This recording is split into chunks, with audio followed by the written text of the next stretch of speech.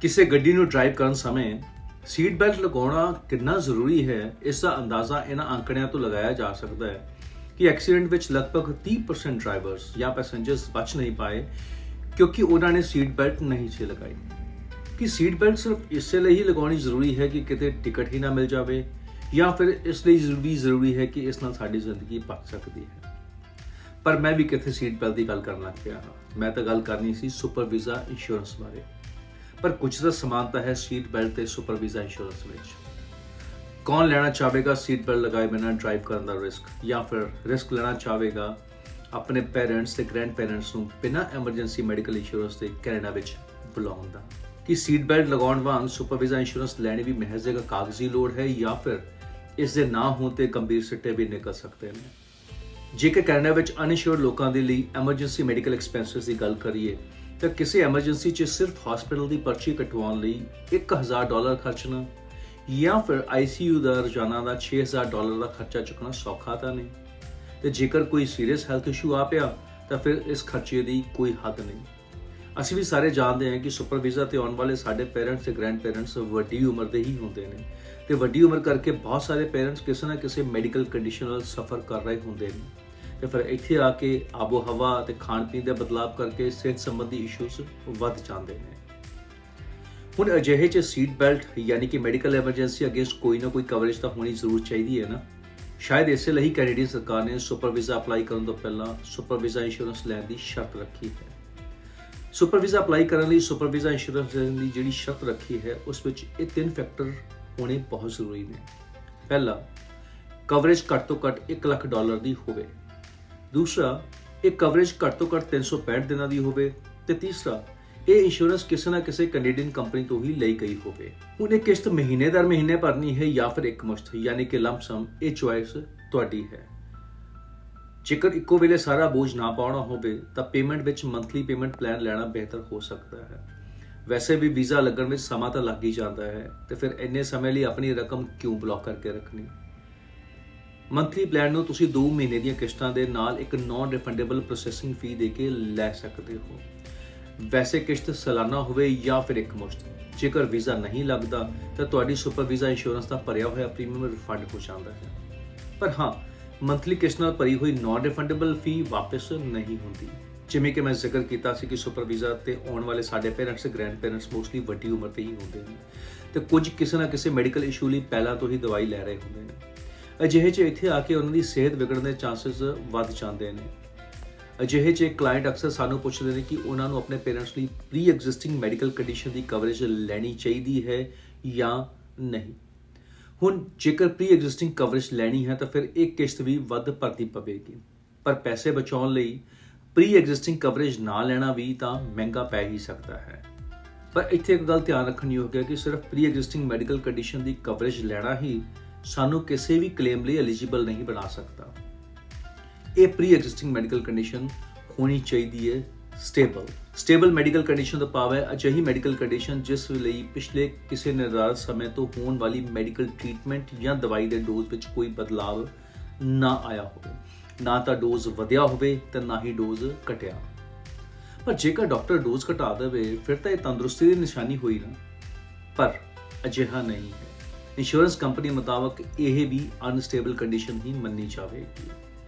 ਇਸ ਲਈ ਪਾਲਿਸੀ ਖਰੀਦਦੇ ਸਮੇਂ ਆਪਣੇ ਪੇਰੈਂਟਸ ਦੀ ਮੈਡੀਕਲ ਕੰਡੀਸ਼ਨ ਨਵੀਂ ਹੋਵੇ ਜਾਂ ਪੁਰਾਣੀ, ਕਿਸੇ ਵੀ ਤਰ੍ਹਾਂ ਦੀ ਚੱਲ ਰਹੀ ਕੋਈ ਮੈਡੀਕਲ ਟ੍ਰੀਟਮੈਂਟ ਦੇ ਬਾਰੇ ਡਿਟੇਲ ਆਪਣੇ ਐਡਵਾਈਜ਼ਰ ਨੂੰ ਦੱਸਣੀ ਬਹੁਤ ਜ਼ਰੂਰੀ ਹੈ। ਕਿਸੇ ਵੀ ਕਲੇਮ ਸਮੇਂ ਇੰਸ਼ੋਰੈਂਸ ਕੰਪਨੀ ਇਸ ਜਾਣਕਾਰੀ ਨੂੰ ਬੜੀ ਬਰੀਕੀ ਨਾਲ ਵੇਖਦੀ ਹੈ। ਪਰ ਇੱਥੇ ਗੱਲ ਹੋਰ ਯਾਦ ਰੱਖਣ ਵਾਲੀ ਹੈ ਕਿ pre existing medical condition cover ਕਰਾਉਣ ਦਾ ਮਤਲਬ ਇਹ ਨਹੀਂ ਕਿ ਤੁਹਾਡੀ ਚੱਲ ਰਹੀ ਕਿਸੇ ਵੀ ਦਵਾਈ ਦਾ ਰਿਫਿਲ ਮਿਲ ਸਕਦਾ ਹੈ। ਇਸ ਲਈ ਹੋ ਸਕਦਾ ਹੈ ਕਿ ਤੁਹਾਡੇ ਜਦੋਂ ਪੇਰੈਂਟਸ ਆਉਣ ਤਾਂ ਉਹਨਾਂ ਨੂੰ ਆਪਣੀ ਸਪਲਾਈ ਮੈਡੀਸਨ ਦੀ ਲੈ ਕੇ ਆਉਣੀ ਚਾਹੀਦੀ ਹੈ। ਸੁਪਰ ਵੀਜ਼ਾ ਇੰਸ਼ੋਰੈਂਸ ਨੂੰ ਲੈ ਕੇ ਇੱਕ ਹੋਰ ਸਵਾਲ ਅਕਸਰ ਹੀ ਪੁੱਛਿਆ ਜਾਂਦਾ ਹੈ ਕਿ ਇਸ ਵਿੱਚ ਕਵਰ ਕੀ ਹੁੰਦਾ ਹੈ। ਕੈਨੇਡਾ ਵਿੱਚ ਬਹੁਤ ਸਾਰੀਆਂ ਇੰਸ਼ੋਰੈਂਸ ਕੰਪਨੀਆਂ ਇੰਸ਼ੋਰੈਂਸ ਸੈਲ ਕਰਦੀਆਂ ਨੇ, ਤੇ ਹਰ ਪਾਲਿਸੀ ਵਿੱਚ ਮਿਲਣ ਵਾਲੇ ਬੈਨੀਫਿਟਸ ਅਲੱਗ-ਅਲੱਗ ਹੋ ਸਕਦੇ ਨੇ। ਪਰ ਫਿਰ ਵੀ ਕੁਝ ਕੁ ਬੈਨੀਫਿਟਸ ਅਜਿਹੇ ਨੇ ਜਿਹੜੇ ਸਾਰੀ ਸੁਪਰ ਵੀਜ਼ਾ ਇੰਸ਼ੋਰੈਂਸ ਪਾਲਿਸੀ ਵਿੱਚ ਥੋੜੀ ਜਾਂ ਵੱਧ ਮਾਤਰਾ ਵਿੱਚ ਹੋ ਸਕਦੇ ਨੇ, ਜਿਵੇਂ ਕਿ ਕੋਵਿਡ ਦੀ ਕਵਰੇਜ, ਹਸਪੀਟਲਾਈਜੇਸ਼ਨ ਦਾ ਖਰਚਾ, ਵਾਕ-ਇਨ ਕਲੀਨਿਕ, ਪ੍ਰਿਸਕ੍ਰਿਪਸ਼ਨ ਤੇ ਮਿਲਣ ਵਾਲੀਆਂ ਦਵਾਈਆਂ, ਐਂਬੂਲੈਂਸ, ਡਾਇਗਨੋਸਟਿਕ ਟੈਸਟ, ਮੈਡੀਕਲ ਅਪਲਾਈਐਂਸਿਸ ਦਾ ਖਰਚਾ, ਕ੍ਰੀਮੇਸ਼ਨ ਜਾਂ ਬurial ਲਈ ਖਰਚਾ, ਫਿਜ਼ੀਓਥੈਰੇਪੀ, ਕਾਇਰੋਪ੍ਰੈਕਟਰ ਆਦਿ ਦੀਆਂ ਸੇਵਾਵਾਂ ਜਾਂ ਐਕਸੀਡੈਂਟਲ ਡੈਥ ਦੇ ਅੰਗ ਕੱਟੇ ਜਾਣਾ ਵਗੈਰਾ ਸ਼ਾਮਿਲ ਹੋ ਸਕਦੇ ਨੇ। ਜੇਕਰ ਤੁਸੀਂ ਡਿਟੇਲ ਵਿੱਚ ਪਾਲਿਸੀ ਮਿਲਣ ਵਾਲੇ ਬੈਨੀਫਿਟਸ ਜਾਣਕਾਰੀ ਲੈਣੀ ਹੈ ਤਾਂ ਤੁਸੀਂ ਪਾਲਿਸੀ ਦੇ ਡਾਕੂਮੈਂਟਸ ਨੂੰ ਰੈਫਰ ਕਰ ਸਕਦੇ ਹੋ। ਇੱਕ ਸਵਾਲ ਜੋ ਅਕਸਰ ਅਜਿਹੀ ਪਾਲਿਸੀ ਖਰੀਦਣ ਵੇਲੇ ਪੁੱਛਿਆ ਜਾਂਦਾ ਹੈ ਕਿ ਜਦੋਂ ਵਾਕ-ਇਨ ਕਲੀਨਿਕ ਵਿਜ਼ਿਟ ਦੀ ਗੱਲ ਆਉਂਦੀ ਹੈ ਤਾਂ ਕੀ ਇਸ ਵਿੱਚ ਰੂਟੀਨ ਚੈੱਕਅਪ ਵੀ ਸ਼ਾਮਿਲ ਹੁੰਦਾ ਹੈ? ਜਿਵੇਂ ਕਿ ਇਸ ਪਾਲਿਸੀ ਦਾ ਨਾਮ ਹੀ ਐਮਰਜੈਂਸੀ ਮੈਡੀਕਲ ਪਾਲਿਸੀ ਹੈ, ਯਾਨੀ ਕਿ ਸਿਹਤ ਸੰਬੰਧੀ ਅਜਿਹੀ ਕੋਈ ਕੰਡੀਸ਼ਨ ਜਿਸ ਦਾ ਇਲਾਜ ਕਰਨਾ ਬੇहद ਜ਼ਰੂਰੀ ਹੈ ਤੇ ਇਸ ਇਲਾਜ ਨੂੰ ਕਲਾਇੰਟ ਦੇ ਵਾਪਸ ਪਰਤਣ ਤੱਕ ਜਾਂ ਫਿਰ ਪਾਲਿਸੀ ਦੇ ਖਤਮ ਹੋਣ ਤੱਕ ਟਾਲਿਆ ਨਹੀਂ ਜਾ ਸਕਦਾ। ਫਿਰ ਭਾਵੇਂ ਇਹ ਬੁਖਾਰ ਹੈ, ਫਲੂ, ਡਾਇਰੀਆ ਜਾਂ ਕੋਈ ਵੱਡੀ ਸਰੀਰਕ ਪ੍ਰੋਬਲਮ। ਪਰ ਹਾਂ, ਕਿਸੇ ਵੀ ਮੈਡੀਕਲ ਟ੍ਰੀਟਮੈਂਟ ਕਰਾਉਣ ਤੋਂ ਪਹਿਲਾਂ ਇੰਸ਼ੋਰੈਂਸ ਕੰਪਨੀ ਵੱਲੋਂ ਦਿੱਤੇ ਗਏ 24 ਘੰਟੇ ਉਪਲਬਧ ਟੋਲ ਫ੍ਰੀ ਐਮਰਜੈਂਸੀ ਨੰਬਰ ਨੂੰ ਕਾਲ ਕਰਕੇ ਇਨਫੋਰਮ ਕਰਨਾ ਬਹੁਤ ਜ਼ਰੂਰੀ ਹੈ। ਕਈ ਕੰਪਨੀਆਂ ਤਾਂ ਅਜਿਹਾ ਨਾ ਕਰਨ ਤੇ ਕਲੇਮ ਵਿੱਚੋਂ 20% ਤੱਕ ਦੀ ਕਟੌਤੀ ਵੀ ਕਰ ਸਕਦੀਆਂ ਨੇ। ਸੁਪਰ ਵੀਜ਼ਾ ਇੰਸ਼ੋਰੈਂਸ ਨੂੰ ਕਲੇਮ ਨੂੰ ਲੈ ਕੇ ਇੱਕ ਸਵਾਲ ਇਹ ਵੀ ਪੁੱਛਿਆ ਜਾਂਦਾ ਹੈ ਕਿ ਕੀ ਇਹ ਕੈਸ਼ਲੈਸ ਪਾਲਿਸੀ ਹੁੰਦੀ ਹੈ, ਯਾਨੀ ਕਿ ਵਾਕ-ਇਨ ਕਲੀਨਿਕ ਜਾਂ ਫਿਰ ਹਸਪੀਟਲ ਵਿੱਚ ਜਾਣ ਤੋਂ ਪਹਿਲਾਂ ਆਪਣੀ ਜੇਬ ਵਿੱਚੋਂ ਰਕਮ ਖਰਚ ਕੇ ਔਰ ਬਾਅਦ ਵਿੱਚ ਇੰਸ਼ੋਰੈਂਸ ਕੰਪਨੀ ਤੋਂ ਕਲੇਮ ਲੈਣਾ ਪੈਂਦਾ ਹੈ, ਜਾਂ ਫਿਰ ਡਾਕਟਰ ਜਾਂ ਹਸਪਤਾਲ ਸਿੱਧਾ ਕੰਪਨੀ ਨੂੰ ਹੀ ਬਿੱਲ ਭੇਜ ਦਿੰਦੇ ਨੇ। ਸੁਪਰ ਵੀਜ਼ਾ ਇੰਸ਼ੋਰੈਂਸ ਬੁਨਿਆਦੀ ਤੌਰ ਤੇ ਇੱਕ ਰੀਇੰਬਰਸਮੈਂਟ ਵਾਲੀ ਪਾਲਿਸੀ ਹੈ, ਯਾਨੀ ਕਿ ਪਹਿਲਾਂ ਤੁਸੀਂ ਬਿੱਲ ਭਰੋਗੇ ਤੇ ਬਾਅਦ ਵਿੱਚ ਕੰਪਨੀ ਭੁਗਤਾਨ ਕਰੇਗੀ।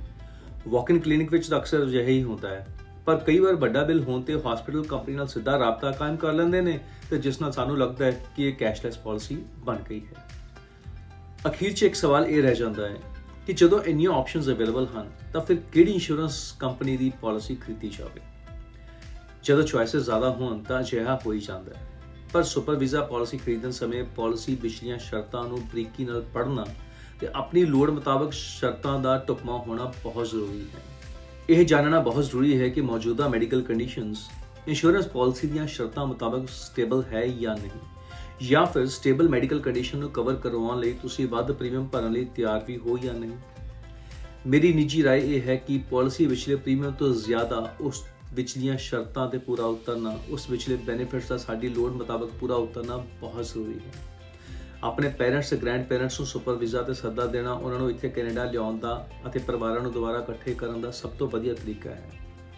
ਉਹਨਾਂ ਲਈ ਸੁਪਰ ਵੀਜ਼ਾ ਇੰਸ਼ੋਰੈਂਸ ਲੈਣਾ ਮਨ ਦੀ ਸ਼ਾਂਤੀ ਪ੍ਰਦਾਨ ਕਰ ਸਕਦਾ ਹੈ, ਇਹ ਜਾਣਦੇ ਹੋਏ ਕਿ ਉਹਨਾਂ ਦੇ ਠਹਿਰਨ ਦੌਰਾਨ ਕਿਸੇ ਵੀ ਮੈਡੀਕਲ ਐਮਰਜੈਂਸੀ ਸਥਿਤੀ ਦੇ ਵਿੱਚ ਉਹਨਾਂ ਨੂੰ ਕਵਰ ਕੀਤਾ ਜਾਵੇਗਾ। ਇਸ ਐਪੀਸੋਡ ਦੇ ਵਿੱਚ ਕੋਸ਼ਿਸ਼ ਕੀਤੀ ਹੈ ਸੁਪਰ ਵੀਜ਼ਾ ਇੰਸ਼ੋਰੈਂਸ ਪਾਲਿਸੀ ਬਾਰੇ ਕੁਝ ਕੁ ਜਾਣਕਾਰੀ ਦੇਣ ਦੀ। ਇਸ ਪਾਲਿਸੀ ਬਾਰੇ ਹੋਰ ਵਧੇਰੇ ਜਾਣਕਾਰੀ ਲੈਣ ਲਈ ਤੁਸੀਂ ਹੇਠ ਲਿਖੇ ਲਿੰਕ ਤੇ ਕਲਿੱਕ ਕਰ ਸਕਦੇ ਹੋ ਤੇ ਇਹ ਜਾਣਕਾਰੀ ਲੈ ਸਕਦੇ ਹੋ।